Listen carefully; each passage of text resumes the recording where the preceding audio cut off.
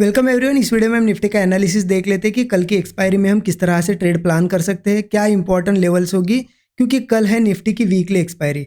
Analysis को थोड़ा ध्यान से समझने की कोशिश करिएगा, लेकिन उससे पहले देखिए मैं आपको कल के एनालिसिस में से एक छोटी सी क्लिप दिखाना चाहता हूँ। सारे लोग ध्यानपूर्वक देखिए, मैं उसे प्ले करता हूँ। देखिए ये कल का एनालिसिस है और यहाँ पे प्ले कर देता हूँ मैं।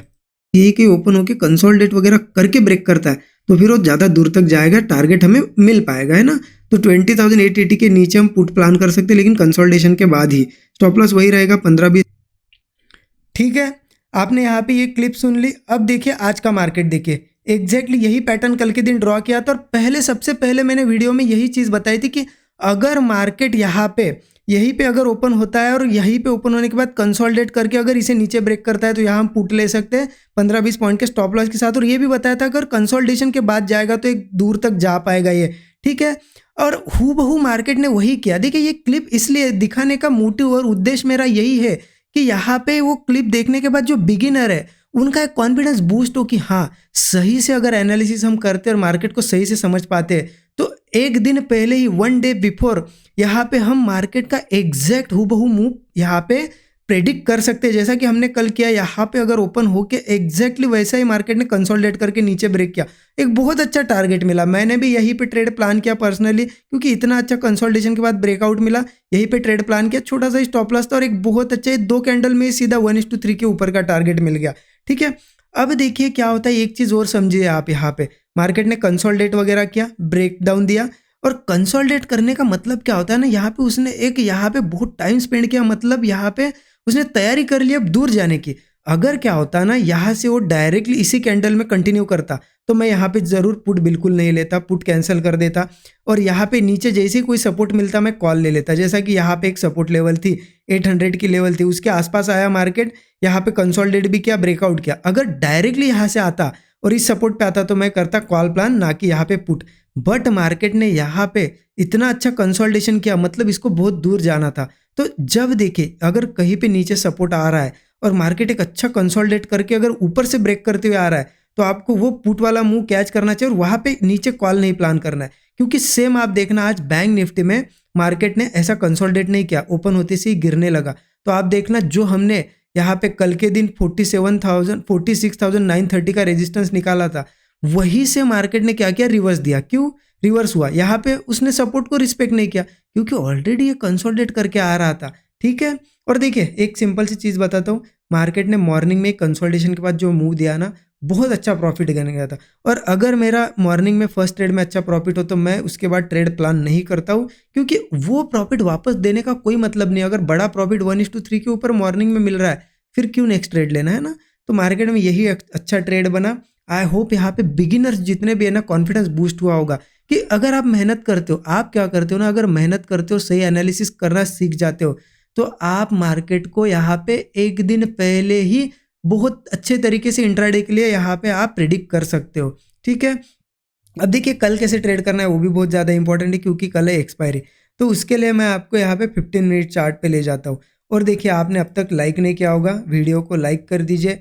अब कमेंट देखिए, आपको अच्छा अगर सही में लगा होगा, कल का एनालिसिस कुछ हेल्प मिली तभी कमेंट करिए, अदरवाइज नहीं भी करी तो चलेगा, ठीक है। क्योंकि बार बार मैं आपको ये नहीं बोलूँगा कि कमेंट करिए, जिनको अच्छा लगता है वो सही में करते जाइए कमेंट। उससे मुझे भी ये कमेंट्स पढ़ने से क्या है ना, थोड़ा बहुत अच्छा लगता है कि हाँ सही में मैं जो चीज़ें यहाँ पे एफर्ट दे रहा हूँ आपको पसंद आ रही है, ठीक है। ओके, अब देखिए कल कैसे ट्रेड करना है। एक चीज़ समझे, इतना अच्छा ब्रेकडाउन हुआ, राइट, इतना अच्छा ब्रेकडाउन हुआ, मार्केट नीचे, लेकिन रिकवरी बहुत शार्प और अच्छी कर दी है। अब अगर ये सही में रिकवरी है या फिर यहाँ पे मार्केट नीचे जाएगा, ये कैसे पता चलेगा? कल की ओपनिंग। कल की ओपनिंग बहुत इंपॉर्टेंट है कि कहाँ होती है।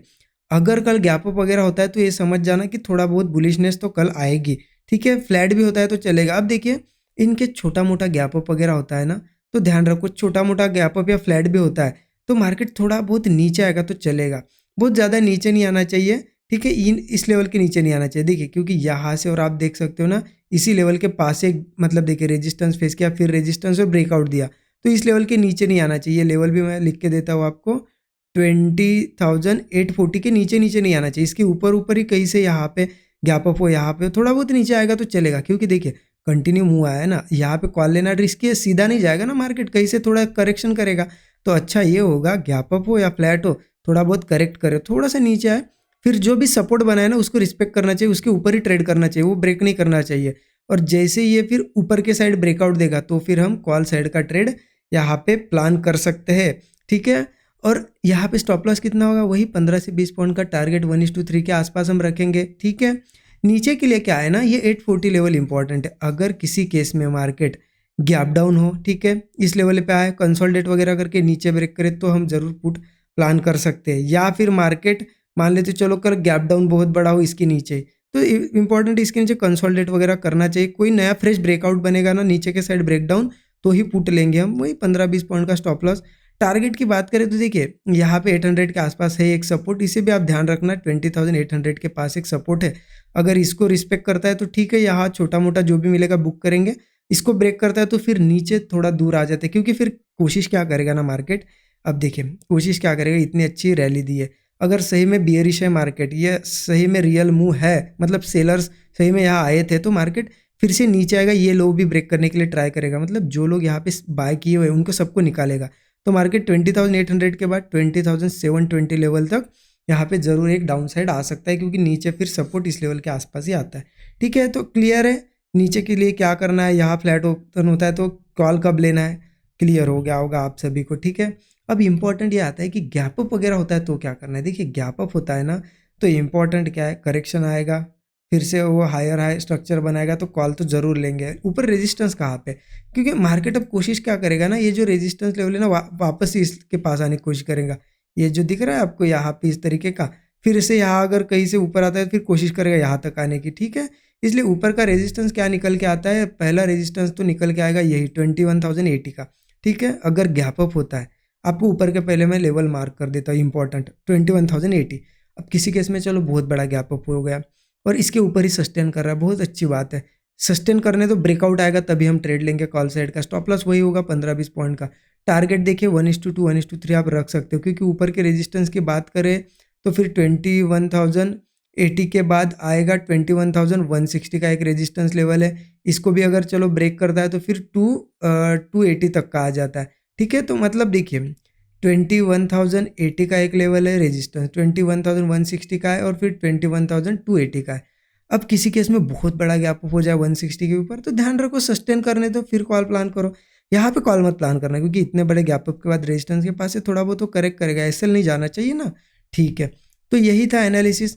आई होप आपको समझ में आई होगी चीज़ें। देखिए क्या करना है आपको, जहाँ मैं मार्क कर देता हूँ उसका आप स्क्रीनशॉट ले सकते हो, ठीक है, सो दैट आपको कल हेल्प हो। क्योंकि सारी लेवल्स एक साथ अगर मैं लिखूंगा, ये भी लेवल्स ये भी लेवल, तो आपको समझ नहीं आएगा कि कौन सी लेवल इंपॉर्टेंट है।